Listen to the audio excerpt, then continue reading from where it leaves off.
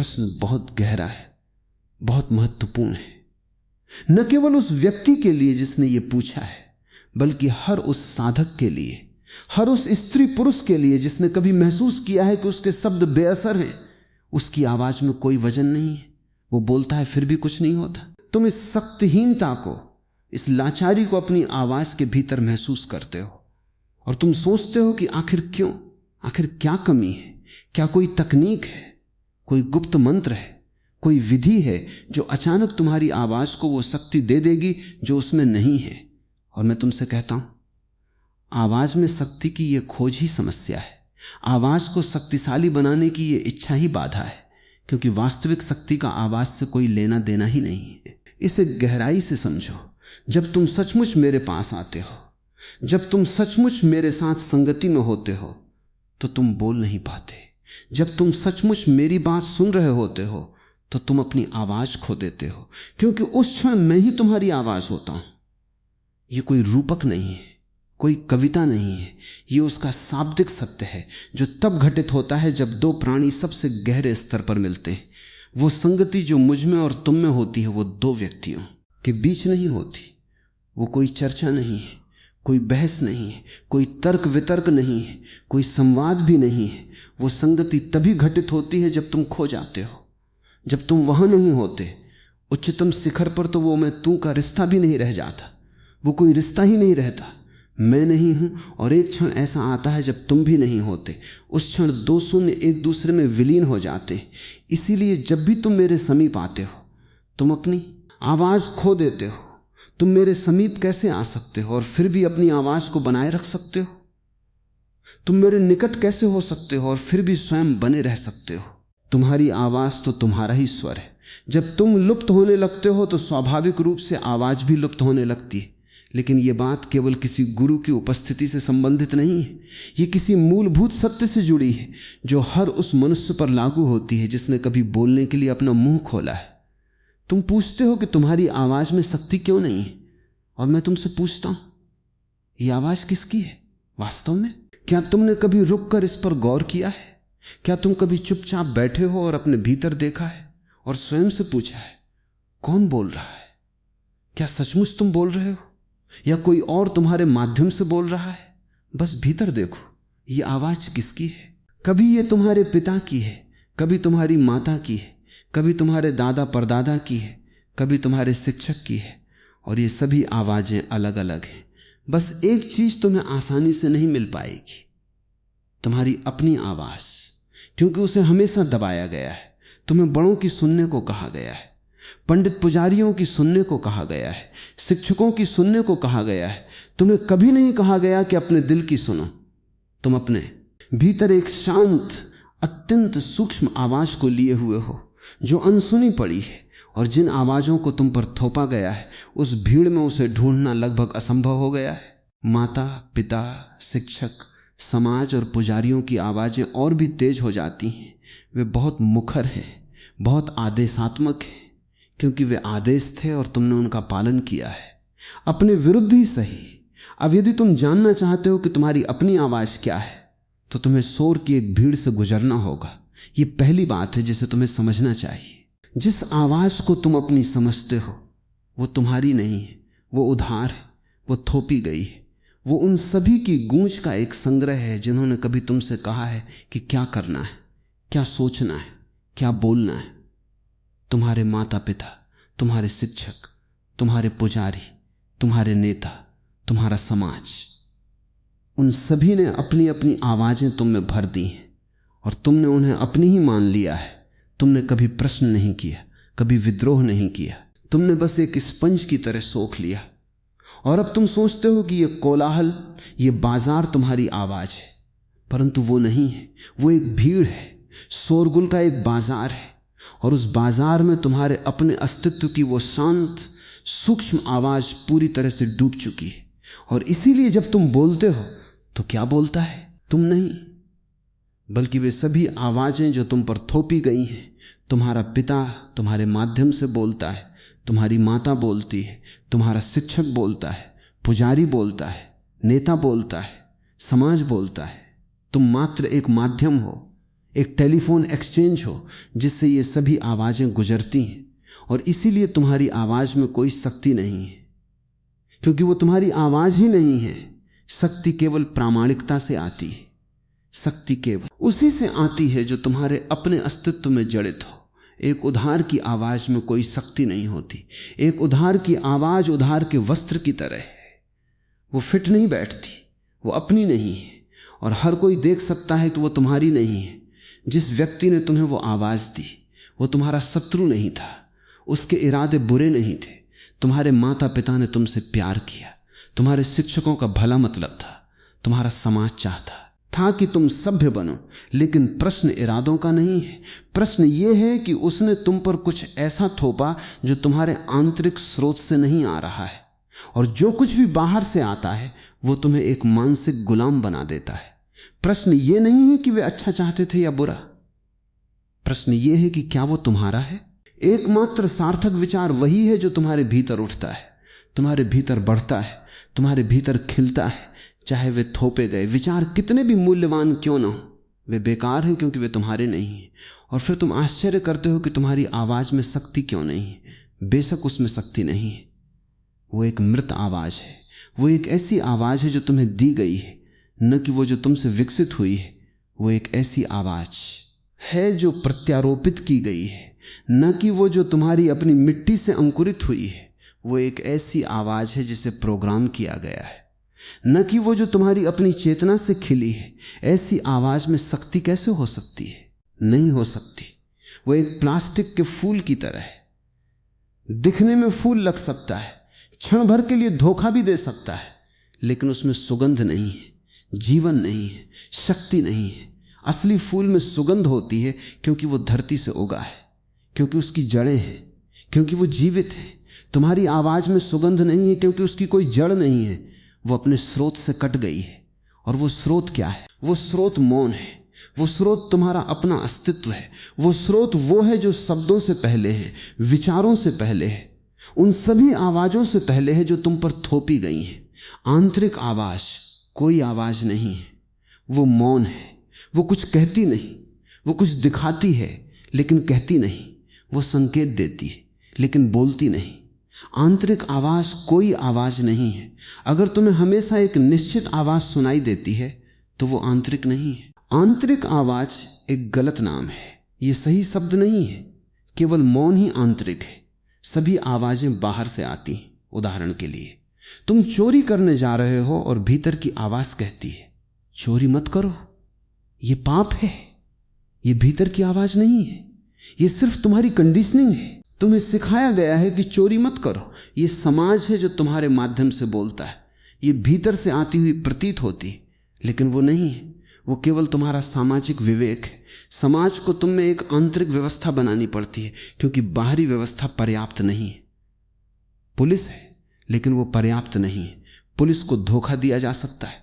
अदालतें हैं लेकिन वे पर्याप्त नहीं क्योंकि तुम उनसे अधिक चालाक हो सकते हो। बाहरी व्यवस्था पर्याप्त नहीं है, इसलिए एक आंतरिक व्यवस्था की आवश्यकता है। इसलिए समाज तुम्हें सिखाता है कि चोरी करना बुरा है, ये अच्छा है, वो बुरा है। वो लगातार सिखाता रहता है, बार बार दोहराता रहता है। वो तुम्हारे अस्तित्व में प्रवेश कर जाता है, वो तुम्हारे भीतर की दुनिया का हिस्सा बन जाता है। और इस प्रकार जब तुम चोरी करने वाले होते हो तो अचानक कोई भीतर से कहता है नहीं, और तुम सोचते हो कि भीतर की आवाज या ईश्वर बोल रहा है। नहीं, बिल्कुल नहीं, यह समाज है जो तुम्हारे माध्यम से बोल रहा है। इस प्रकार देखो कि तुम्हें कितनी गहराई से धोखा दिया गया है। जिस आवाज को तुम अपना विवेक समझते हो, जिस आवाज को तुम अपना आंतरिक मार्गदर्शन समझते हो, जिस आवाज को तुम ईश्वर की वाणी समझते हो, वो केवल समाज है, वो केवल कंडीशनिंग है, वो केवल तुम्हारे माता पिता, तुम्हारे शिक्षकों और तुम्हारे पुजारियों की आवाजें हैं जो आंतरिक हो गई हैं, जो तुम्हारी अपनी होने का दिखावा कर रही हैं। ये झूठी आंतरिक आवाज सच्ची आवाज को कुचल देती है। तुम्हारी वास्तविक आंतरिक आवाज को कुचलना पड़ता है, नष्ट करना पड़ता है, पूरी तरह से नष्ट करना पड़ता है। कम से कम इतना विकृत करना पड़ता है कि यदि तुम उसे सुनो भी तो समझ न सको। और वे सफल हो गए।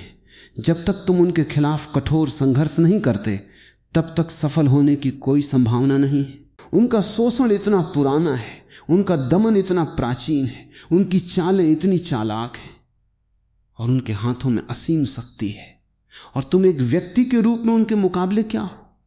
लेकिन यदि तुम अपने भीतर प्रवेश करो, यदि तुम अपने दिल की सुनो, तो तुम ऐसी शक्ति प्राप्त करोगे कि पृथ्वी पर कोई भी शक्ति तुम्हें फिर कभी गुलाम नहीं बना सकेगी। ये वो शक्ति है जिसके बारे में मैं बात कर रहा हूं। दूसरों पर हावी होने की शक्ति नहीं, अपनी इच्छा थोपने की शक्ति नहीं, लोगों को अपनी बात सुनवाने की शक्ति नहीं।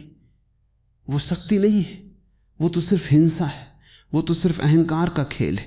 असली शक्ति तो तब आती है जब तुम अपनी सारी उधार की आवाजें उतार फेंको, जब तुम उस भीड़ को हटा दो जो तुम्हारे भीतर बैठी है, जब तुम पूरी तरह से खाली हो जाते हो, पूरी तरह से मौन हो जाते हो। उस मौन में, उस शून्यता में तुम्हारी अपनी आवाज पहली बार सुनाई देती है और वो आवाज कोई शब्द नहीं है, वो कोई वाक्य नहीं है, वो कोई उपदेश नहीं है, वो सिर्फ एक स्पंदन है, एक ऊर्जा है, एक अस्तित्वगत अनुभूति है। जब तुम उस स्रोत से बोलते हो तो तुम्हारे शब्दों को सुनने की आवश्यकता नहीं रह जाती, वे अपने आप सुनाई देते हैं। उनमें कोई प्रयास नहीं होता, कोई तनाव नहीं होता, कोई आग्रह नहीं होता कि लोग सुने। फिर भी लोग सुनने को मजबूर हो जाते हैं। उनमें शक्ति इसलिए नहीं है कि तुमने उसे बलपूर्वक भरा है, बल्कि इसलिए है क्योंकि वो स्वयं सत्य है। सत्य में स्वयं ही शक्ति होती है। असत्य को कितना भी जोर से चिल्लाओ वो शक्तिहीन ही रहेगा, और सत्य को फुसफुसाओ वो हृदय के हृदय तक पहुंच जाता है। इसलिए अपनी आवाज में शक्ति लाने की चिंता मत करो, बल्कि अपने भीतर मौजूद उन सभी आवाजों को हटाने की चिंता करो जो तुम्हारी नहीं हैं। अपने पिता को हटाओ, अपनी माता को हटाओ, अपने शिक्षकों को हटाओ, अपने पुजारियों को हटाओ, अपने नेताओं को हटाओ, उन सभी को बाहर निकाल फेंको। जितना तुम खाली हो जाओगे उतना ही तुम भर जाओगे उस खालीपन में, उस मौन में। एक दिन अचानक तुम महसूस करोगे कि तुम्हारे भीतर से कुछ फूट रहा है। वो कोई आवाज नहीं है जो बोल रही है, वो स्वयं अस्तित्व है जो बोल रहा है। वो ब्रह्मांड है जो तुम्हारे माध्यम से अपनी बात कह रहा है। और जब ब्रह्मांड बोलता है तो उसमें शक्ति होती है, अपार शक्ति होती है, अनंत शक्ति होती है। उसके सामने पर्वत भी हिल सकते हैं, क्योंकि वो शक्ति जड़ों से आती है, वो शक्ति स्रोत से आती है, वो शक्ति मौन से आती है। याद रखो, जब तक तुम्हें लगता है कि तुम्हें कुछ कहना है, कुछ साबित करना है, कुछ सिद्ध करना है, तब तक तुम्हारी आवाज में शक्ति नहीं आ सकती, क्योंकि वो अहंकार की आवाज है और अहंकार स्वयं ही दुर्बलता है। अहंकार के पास अपनी कोई शक्ति नहीं होती। वो दूसरों की मान्यता पर टिका होता है, वो दूसरों की प्रतिक्रिया पर निर्भर होता है। यदि कोई उसकी बात न माने तो वो टूट जाता है, यदि कोई उसकी प्रशंसा न करे तो वो मुरझा जाता है। असली शक्ति तो तब है जब तुम किसी के मानने न मानने की परवाह नहीं करते, जब तुम्हारे भीतर इतना आत्मविश्वास है कि वो दूसरों की राय पर निर्भर नहीं है। वो आत्मविश्वास आवाज से नहीं आता, वो आत्मज्ञान से आता है, वो अपने स्वयं के अस्तित्व के अनुभव से आता है। और उस अनुभव के लिए किसी शब्द की आवश्यकता नहीं होती। उस अनुभव के लिए तुम्हें गहरे मौन में उतरना पड़ता है। मौन की ये यात्रा ही सबसे कठिन यात्रा है, क्योंकि इसमें तुम्हें स्वयं को खोना पड़ता है। वो स्वयं जो समाज ने बनाया है, वो स्वयं जो दूसरों ने गढ़ा है, वो स्वयं जो तुम्हारा नाम, तुम्हारा रूप, तुम्हारा पद, तुम्हारी प्रतिष्ठा है, ये सब एक माया है, ये सब एक मानसिक निर्माण है। इस सब को तुम्हें त्यागना होगा। जब ये सब त्याग हो जाता है तो जो बचता है वही तुम हो, वही तुम्हारी सच्ची आवाज है। और वो आवाज बोलती नहीं, वो सुनाई देती है। वो कहती नहीं, वो दिखाती है। वो आदेश नहीं देती, वो प्रेरित करती है। वो हुक्म नहीं चलाती, वो आकर्षित करती है। यही वो शक्ति है जिसके बारे में तुम पूछ रहे हो। और ये शक्ति अर्जित नहीं की जा सकती, ये तो केवल खोजी जा सकती है। और उसे खोजने के लिए बाहर मत जाओ, भीतर जाओ। सारी दिशाओं को भूल जाओ, सिवाय एक दिशा के, अंदर की दिशा। वहां जाओ, और जितना गहराई में जाओगे उतना ही अधिक शक्ति महसूस होगी। जब तुम अपने केंद्र पर पहुंचोगे तो वहां एक ऐसा बवंडर होगा जो सारी दुनिया को बदल सकता है। लेकिन तब तुम्हें उसे बदलने का कोई इरादा नहीं होगा, क्योंकि जो शक्ति सच्ची है वो कभी दूसरे को बदलने की कोशिश नहीं करती। वो तो केवल स्वयं को व्यक्त करती है, और उस अभिव्यक्ति में ही पूरा ब्रह्मांड बदल जाता है। इसलिए आवाज की शक्ति की चिंता छोड़ो और आवाज के स्रोत की खोज करो। अपनी वाणी को मत संवारो, अपने मौन को संवारो, क्योंकि जब मौन परिपक्व होता है तो वही वाणी बन जाता है। जब शून्यता घनी हो जाती तो वही शब्द बन जाती है। और वो शब्द कोई साधारण शब्द नहीं होता, वो लोगो होता है, वो ईश्वरीय शब्द होता है, वो बीज होता है। और जब वो बीज किसी के हृदय में गिरता है तो वहां एक नया जीवन अंकुरित होता है। उस शब्द में न केवल शक्ति है, वो स्वयं शक्ति है। तो फिर से पूछता हूं, क्या तुम अपनी उधार की आवाजों को त्यागने को तैयार हो? क्या तुम उस भीड़ को हटाने को तैयार हो जो तुम्हारे भीतर बैठी है और तुम्हें तुम्हारा होने ही नहीं देती? क्या तुम उस मौन का सामना करने को तैयार हो जो इतना गहरा है कि उसमें तुम्हारा अहंकार मर जाएगा? यदि हां, तो फिर किसी शक्ति की आवश्यकता नहीं है। तुम स्वयं शक्ति हो। तुम्हारा प्रत्येक शब्द एक मंत्र होगा, तुम्हारा प्रत्येक कार्य एक चमत्कार होगा, तुम्हारी उपस्थिति ही एक आशीर्वाद होगी। और वही आवाज है जिसमें शक्ति है, वही आवाज है जो जीवन बदल देती है, वही आवाज है जो अंधकार को प्रकाश में बदल देती है। लेकिन ये तुम्हारे प्रयास से नहीं होगा, ये तो तुम्हारे समर्पण से होगा, ये तो तुम्हारी मृत्यु से होगा, उस मृत अहंकार की मृत्यु से। और उस मृत्यु के बाद ही पुनर्जन्म होता है। और उस पुनर्जन्म में तुम शक्तिहीन नहीं होते, तुम सर्वशक्तिमान होते हो, क्योंकि अब तुम अलग नहीं हो, अब तुम समस्त अस्तित्व के साथ एक हो गए हो। और जब अस्तित्व बोलता है तो उसकी आवाज वज्र होती है, जब अस्तित्व बोलता है तो उसकी आवाज ही सृष्टि है, और जब अस्तित्व बोलता है तो उसकी आवाज ही प्रलय है। इसलिए अपनी छोटी सी आवाज को मत देखो, उस महावाणी को देखो जो तुम्हारे हृदय में छिपी है। बस उसे रास्ता दो, सारे पत्थर हटाओ, सारी बाधाएं हटाओ, और एक दिन जब सब कुछ साफ हो जाएगा तो वो फव्वारे की तरह फूट पड़ेगी, और उस फव्वारे की हर बूंद अमृत होगी, और जो उस अमृत को पी लेगा वो अमर हो जाएगा। यही तो गुरु का काम है, तुम्हारे भीतर के स्रोत को खोलना, तुम्हें कोई नई आवाज देना नहीं, बल्कि तुम्हारी अपनी आवाज को उसके गहनतम मौन से बाहर निकालना। यही तो मेरा प्रेम है, तुम्हें स्वयं से मिलाना, तुम्हें तुम्हारी ही शक्ति से परिचित कराना। और जब वो परिचय हो जाता है तो फिर कोई प्रश्न नहीं रहता, फिर कोई शंका नहीं रहती, फिर कोई असुरक्षा नहीं रहती।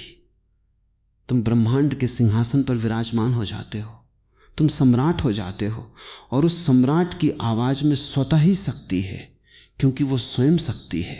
अब ये मत पूछो कि तुम्हारी आवाज में शक्ति क्यों नहीं है, बल्कि ये पूछो कि तुम्हारे भीतर वो मौन क्यों नहीं है जो सभी शक्तियों की जननी है।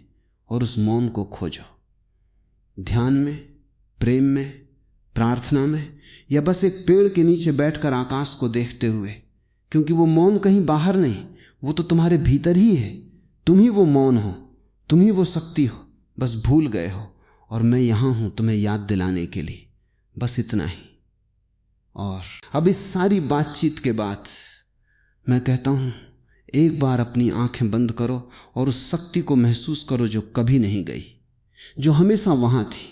बस तुमने उसे उधार की आवाजों के शोर में दबा दिया था। उस शोर को हटाओ और देखो, तुम्हारी आवाज अब नहीं, बल्कि स्वयं ईश्वर की आवाज तुम्हारे भीतर गूंजने लगती है। और जब ईश्वर गूंजता है तो वो गूंज ही शक्ति है, वो गूंज ही सत्य है, वो गूंज ही मोक्ष है। और अब जब तुम इस मौन को, इस शून्यता को, इस अव्यक्त को समझने लगे हो, तब मैं तुमसे कहता हूं कि ये केवल बाहरी आवाजों को हटाने की बात नहीं है, बल्कि ये तो एक क्रांति है। ये तो तुम्हारे होने के पूरे ढांचे को ढा देने की बात है। क्योंकि ये आवाजें सिर्फ सुनी हुई नहीं है, ये तो तुम्हारे रक्त में, तुम्हारी हड्डियों में, तुम्हारी कोशिकाओं में रच बस गई हैं। ये तुम्हारी पहचान बन गई हैं। तुम्हें इनसे इतना प्रेम हो गया है, इन पर इतना गर्व हो गया है कि इन्हें हटाना तुम्हें आत्महत्या जैसा लगता है। क्योंकि तुमने अपने मैं को ही इन्हीं आवाजों से निर्मित कर लिया है। तुम सोचते हो कि यदि मैंने अपने पिता की आवाज हटा दी तो मैं कौन रह जाऊंगा, यदि मैंने अपने गुरु की आवाज हटा दी तो मेरी दिशा क्या होगी, यदि मैंने समाज की आवाज हटा दी तो क्या मैं पागल नहीं हो जाऊंगा। यही भय तुम्हें कैद रखता है, यही भय तुम्हारी शक्ति का सबसे बड़ा शत्रु है। क्योंकि तुम अपनी निर्मित पहचान को छोड़ने को तैयार नहीं हो, जबकि सत्य यह है कि वो पहचान झूठी है, वो एक मुखौटा है, वो एक अभिनय है। और जो अभिनेता है वो तो उस मुखौटे के पीछे छिपा है, रो रहा है, तड़प रहा है, बोलना चाहता है, पर मुखौटा ही उसका मुंह बन गया है। तुम्हें उस मुखौटे को फाड़ना होगा, चाहे वो कितना ही सुंदर क्यों ना हो, चाहे लोग उसकी कितनी ही प्रशंसा क्यों ना करते हो, क्योंकि जब तक वो मुखौटा है तुम्हारी असली आवाज कभी बाहर नहीं आ सकती। और जब तक वो असली आवाज बाहर नहीं आती तब तक कोई भी शब्द, कोई भी वाक्य, कोई भी चीख सब व्यर्थ है, सब बंजर है, सब मिट्टी में मिल जाने वाला सपना है। और यही कारण है कि तुम अक्सर थके हारे, निराश, उदास महसूस करते हो, क्योंकि तुम्हारी आत्मा तुम्हारे माध्यम से बोलना चाहती है और तुम बोल रहे हो वो सब जो तुम्हें बोलने को कहा गया है। ये विकृत संगीत है, ये बेसुरा नाद है, और इस बेसुरे नाद से तुम्हारा अपना हृदय भी ऊब चुका है। इसीलिए तुम्हें लगता है कि तुम जितना बोलते हो उतना ही खाली होते चले जाते हो, क्योंकि बोलने से तो ऊर्जा निकलती है, परंतु जब आवाज तुम्हारी अपनी नहीं होती तो वह ऊर्जा तुम्हें लौट कर नहीं आती, वो हवा में विलीन हो जाती है बिना कोई छाप छोड़े, और तुम और भी अधिक थक जाते हो। और अगर कोई तुम्हारी बात नहीं मानता तो तुम और भी अधिक क्रोधित हो जाते हो, और वह क्रोध तुम्हारी दुर्बलता को ही प्रकट करता है। वो प्रकट करता है कि तुम स्वयं ही अपनी बात से सहमत नहीं हो, तुम स्वयं ही अपनी बात पर विश्वास नहीं करते, क्योंकि अगर तुम सचमुच अपनी बात पर विश्वास करते तो दूसरों के मानने न मानने से तुम्हें कोई फर्क नहीं पड़ता। जिसे अपनी आवाज पर पूरा भरोसा है वो अकेले में भी उतना ही जोरदार बोलता है जितना भीड़ में, वो दर्पण के सामने भी उतना ही सत्य बोलता है जितना संसद में, क्योंकि उसकी आवाज उसकी अपनी आत्मा की अभिव्यक्ति है, और आत्मा को किसी प्रमाण की, किसी स्वीकृति की, किसी ताली की आवश्यकता नहीं होती। ये ठीक वैसे ही है जैसे सूर्य को किसी के कहने की आवश्यकता नहीं कि वो प्रकाश दे, वो तो अपने स्वभाव से ही प्रकाश देता है, और यदि कोई उसकी प्रशंसा भी ना करे तो भी वो प्रकाश देता है, और यदि कोई उसे गाली भी दे तो भी वो प्रकाश देता है। उसके प्रकाश में कोई अंतर नहीं आता, क्योंकि प्रकाश उसका स्वभाव है, उसकी शक्ति है, उसका होना है। ठीक इसी प्रकार जब तुम अपनी आत्मा से बोलते हो तो वो प्रकाश होता है, वो प्रेम होता है, वो शक्ति होती है, और उस शक्ति को न तो बढ़ाना पड़ता है न घटाना पड़ता है। वो सदा परिपूर्ण है, क्योंकि वो सीमित नहीं है, वो असीम है। वो उस अनंत चेतना की अभिव्यक्ति है जो तुम्हारे भीतर पल रही है, और वो चेतना ही तुम्हारी सच्ची आवाज है। वो चेतना ही वो मौन है जो फूट कर वाणी बन जाता है। अब जब मैं कहता हूं कि शक्ति आवाज में नहीं बल्कि मौन में है, तो तुम ये मत समझना कि मैं तुम्हें चुप रहने का उपदेश दे रहा हूं। नहीं, मैं तो तुम्हें सही अर्थों में बोलने का उपदेश दे रहा हूं, क्योंकि जो चुप है वो भी अक्सर बस दबा हुआ है, वो भी भीतर से चीख रहा है, और वो चीख उसके मौन को विषैला बना देती है। परंतु जब मैं मौन की बात करता हूं तो वो मौन दबाव नहीं है, वो विस्फोट है। वो इतनी गहरी तृप्ति है कि उसमें बोलने की कोई लालसा नहीं रहती, और फिर भी यदि वो बोलता है तो उसके शब्द उस परिपूर्णता से भरे होते हैं। उसमें कोई हिचक नहीं होती, कोई झिझक नहीं होती, कोई आकांक्षा नहीं होती कि मेरी बात सुनी जाए। वो तो बस उस ब्रह्मांडीय सत्य का एक झरना है, और जो लोग प्यासे हैं वे उस झरने की ओर अपने आप आ जाते हैं। उसे किसी को बुलाने की, पुकारने की, चिल्लाने की आवश्यकता नहीं होती। शक्ति तो आकर्षण है, आग्रह नहीं। शक्ति सौम्यता है, कठोरता नहीं। शक्ति विनम्रता है, अहंकार नहीं। और यही कारण है कि जीसस के शब्दों में शक्ति थी। हालांकि वे क्रूस पर चढ़ते समय चुप थे, उनके शब्द उनके मौन से पैदा हुए थे। बुद्ध के शब्दों में शक्ति थी, हालांकि वे वर्षों मौन रहे। लाओ त्सु के शब्दों में शक्ति थी, हालांकि उन्होंने अपना पूरा जीवन मौन में बिताया। यह कोई संयोग नहीं है, यह एक नियम है, यह एक आध्यात्मिक नियम है कि जितना गहरा तुम्हारा मौन होगा उतनी ही गहरी तुम्हारी वाणी होगी। जितना विराट तुम्हारा भीतर का शून्य होगा उतना ही विराट तुम्हारा बाहर का प्रभाव होगा, क्योंकि तुम एक पात्र हो, और जितना खाली पात्र होगा उतना ही अधिक आकाश उसे भर सकता है। और जब आकाश उसमें प्रवेश करता है तो उस पात्र की प्रत्येक दीवार से, प्रत्येक किनारे से संगीत निकलता है, और वो संगीत कोई साधारण संगीत नहीं होता। वो स्वयं ईश्वर का संगीत होता है, वो स्वयं सृष्टि का रहस्य होता है, जो कभी पुराना नहीं पड़ता, कभी दोहराव नहीं लगता, क्योंकि वो हर क्षण नया है, वो हर क्षण ताजा है, वो हर क्षण अनंत से जन्म ले रहा है। और जब तुम उस स्रोत से बोलते हो तो तुम्हारी आवाज में एक अलौकिक गुण आ जाता है। वो सुनने वाले के हृदय को छू जाती है, मस्तिष्क को नहीं, क्योंकि तुम्हारी आवाज अब मस्तिष्क से नहीं निकल रही, वो हृदय से निकल रही है। और जब हृदय हृदय से मिलता है तो वहां कोई अंतर नहीं रहता, कोई दूरी नहीं रहती, कोई दुश्मनी नहीं रहती। और जब हृदय हृदय से मिलता है तो बिना किसी शब्द के भी सब कुछ समझ लिया जाता है। और शब्द तो केवल उस समझ के वाहक मात्र हो जाते हैं, वे पुल की तरह काम करते हैं, किंतु जो शक्ति है वो तो उस अर्थ में है, उस भाव में है, उस प्रेम में है जो शब्दों के माध्यम से बह रहा है। इसलिए जब तुम कहते हो कि तुम्हारी आवाज में शक्ति नहीं है, तो वास्तव में तुम कह रहे हो कि तुम्हारे हृदय में प्रेम नहीं है, तुम्हारे अस्तित्व में शांति नहीं है, तुम्हारी आत्मा में सत्य नहीं है। क्योंकि यदि यह सब होता तो आवाज स्वतः शक्ति से भर जाती।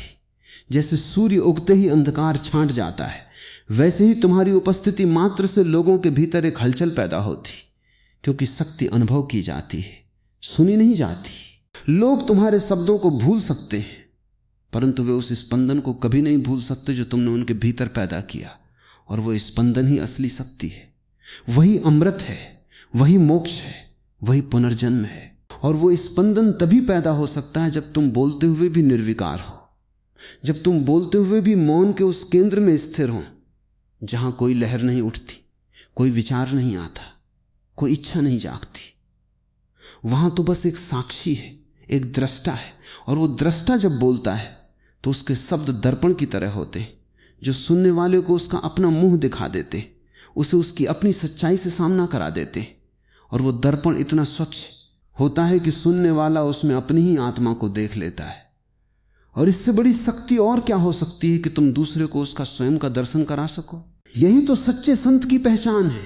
वो अपनी बात नहीं थोपता, वो तो दूसरे की बात को जगाता है, वो तो दूसरे को उसके भीतर दबे हुए अस्तित्व को पहचानने में सहायता करता है। वो उसे एक जीवंत उदाहरण देता है कि शक्तिहीनता और शक्ति का भेद क्या है। शक्तिहीनता यह है कि तुम उधार बोल रहे हो, और शक्ति यह है कि तुम अपने स्रोत से बोल रहे हो। यह भेद उतना ही स्पष्ट और उतना ही कटु है जितना कि मृत्यु और जीवन का भेद। क्योंकि एक तो मृत घोष है और दूसरा जीवंत वाणी है, एक तो पक्षाघात है और दूसरा नृत्य है, एक तो बंधन है और दूसरा मुक्ति है। अब तुम पूछोगे कि इस स्रोत तक कैसे पहुंचूं? ये सब समझ तो लिया, परंतु व्यावहारिक रूप से क्या करूं? और मैं तुमसे कहता हूं, कुछ मत करो, क्योंकि करने का अर्थ ही अहंकार है। करने का अर्थ ही यह है कि तुम अलग हो, और तुम स्वयं को अलग मानकर जो कुछ भी करोगे वो तुम्हारी उधार आवाज को और पुष्ट करेगा। क्योंकि करने की क्रिया में कर्ता प्रबल होता है, और वही कर्ता तुम्हारी सारी दुर्बलता का कारण है। इसलिए मैं कहता हूं, मत करो, बस हो जाओ। मत प्रयास करो, बस अनुमति दो। मत संघर्ष करो, बस प्रवाहित हो जाओ। अपने भीतर के उस मौन को कोई दिशा मत दो, उसे बस होने दो। जैसे तुम सुबह की हवा को खुली खिड़की से आने देते हो, वैसे ही उस मौन को अपनी बंद खिड़कियां खोलकर आने दो। और जब वो आएगा तो तुम उसे अपने शब्दों में बांधने की कोशिश मत करना, क्योंकि वो अनबद्ध है, वो अनंत है, और उसे शब्दों की कैद में रखना ही उसे मार देना है। बल्कि तुम उस अनंत मौन को अपने भीतर आने दो, और फिर जब आवश्यकता हो तो उसे अपने माध्यम से बोलने दो। तुम बस एक नली हो जाओ, एक बांसुरी हो जाओ, और जो प्राणवायु उस बांसुरी से निकलेगी वही संगीत है, वही शक्ति है, वही जीवन है। इसके लिए तुम्हें किसी तकनीक की आवश्यकता नहीं, क्योंकि तकनीक भी मन का खेल है, और मन ही तुम्हारी सारी परेशानी है। मन वही है जिसने सारी उधार आवाजें जमा कर रखी हैं। मन ही वो द्वारपाल है जो तुम्हारे सच्चे मौन को अंदर आने से रोकता है, क्योंकि वो जानता है कि यदि वो मौन अंदर आ गया तो उसकी नौकरी खत्म हो जाएगी, वो बेकार हो जाएगा, वो विलीन हो जाएगा। इसलिए मन हर तरह की चालें चलता है।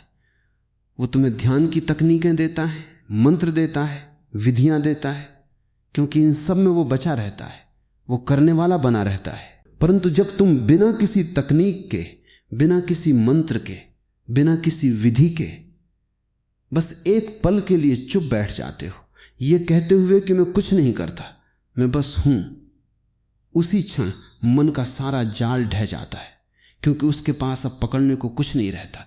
और उसी क्षण उस अनंत मौन का एक बिंदु तुम्हारे भीतर प्रवेश करता है, और वो बिंदु धीरे धीरे एक सागर बन जाता है। और एक दिन जब वो सागर परिपूर्ण हो जाता है तो उसमें से स्वतः ही शब्द फूटने लगते हैं। वे शब्द न तो मन के होते हैं, न बुद्धि के, न किसी विद्या के। वे तो उस सागर की लहरें हैं, और जिस सागर से वे उठी हैं उसी सागर की गहराई उनमें समाई होती है, उसी सागर का संगीत, उसी सागर की शक्ति, उसी सागर की गरिमा। और जब वे लहरें किसी दूसरे तट पर टकराती हैं तो वहां भी एक नया सागर जाग उठता है। यही तो शक्ति का रहस्य है। तुम बोलकर किसी को चुप नहीं कराते, बल्कि उसे उसके भीतर मौन के एक नए स्रोत से जोड़ देते हो। और जब वो जुड़ जाता है तो फिर तुम्हारा काम पूरा हो जाता है, क्योंकि अब वो स्वयं की राह पर चल पड़ा है। अब वो स्वयं को खोजने लगा है, और जो स्वयं को खोज लेता है वो कभी शक्तिहीन नहीं होता, क्योंकि उसकी शक्ति अब उधार नहीं बल्कि स्वयं में निहित है। और जब हर व्यक्ति अपनी उस शक्ति को पहचान लेता है तो इस पृथ्वी पर स्वर्ग उतर आता है, क्योंकि अब कोई दूसरे का गुलाम नहीं है, कोई किसी की आवाज नहीं बन रहा, कोई किसी पर अपनी बात नहीं थोप रहा। हर कोई अपनी बांसुरी पर अपना संगीत बजा रहा है, और फिर भी वो संगीत एक ही स्वर में, एक ही ताल में, एक ही ब्रह्मनाद में सम्मिलित हो जाता है। यही तो परम सामंजस्य है, यही तो परम आनंद है, यही तो परम शक्ति है। और इस शक्ति को पाने के लिए तुम्हें कहीं जाना नहीं पड़ता, किसी हिमालय की गुफा में नहीं, किसी मंदिर के गर्भगृह में नहीं। तुम्हें तो बस अपने हृदय के उस केंद्र में उतरना है जहां सभी आवाजें मर जाती हैं और एक अनहद नाद बजने लगता है। और उस अनहद नाद को सुनना, उसमें रहना, उसे जीना, यही तो ध्यान है, यही तो साधना है, यही तो सब कुछ है। और इससे परे कुछ भी नहीं है, क्योंकि इससे परे तो केवल वही है जो शब्दों से परे है, जो ध्वनि से परे है, जो अर्थ से परे है, जो सभी सीमाओं से परे है। और उस परे में तुम न केवल शक्ति हो, तुम स्वयं परमात्मा हो, तुम स्वयं सृष्टिकर्ता हो, क्योंकि अब तुम्हारी कोई आवाज नहीं है, बल्कि तुम स्वयं वो आवाज हो जो अंधकार में प्रकाश बिखेरती है, जो बंधन में मुक्ति का गीत गाती है, जो मृत्यु में अमरता का नृत्य करती है। और इसी अवस्था को मैं परम शक्ति, परम प्रेम, परम सत्य, परम आनंद सब कुछ कहता हूं। और इसी की खोज में तुम अपने आप को खो बैठे हो, जबकि ये तुम्हारे भीतर सदा से ही मौजूद था, एक मौन साक्षी की तरह, एक गहरे नींद में सोए हुए राजा की तरह। बस उसे जगाना है, उसे उठाना है, उसे अपने सिंहासन पर बिठाना है। और जब वो सिंहासन पर बैठता है तो उसकी आवाज स्वयं शक्ति होती है, उसके शब्द स्वयं मंत्र होते हैं, और उसके द्वारा छुआ हुआ कोई भी व्यक्ति कभी वैसा नहीं रहता जैसा पहले था। वो रूपांतरित हो जाता है, वो पुनर्जन्म पा लेता है, वो उसी शक्ति का एक अंश बन जाता है, और फिर वो अपनी यात्रा पर निकल पड़ता है। इस प्रकार ये शक्ति सीढ़ीदार है, ये एक से दूसरे तक, दूसरे से तीसरे तक, और इसी प्रकार सारी मानवता को एक शक्ति नेटवर्क में बांध देती है। बांधती नहीं बल्कि जोड़ती है, एक सूत्र में पिरोती है। और वो सूत्र क्या है? वो सूत्र है मौन, वो सूत्र है प्रेम, वो सूत्र है चेतना। और जब सारी मानवता उस सूत्र में पिरो जाती है तो ये पृथ्वी धरती नहीं रहती, ये स्वर्ग बन जाती है।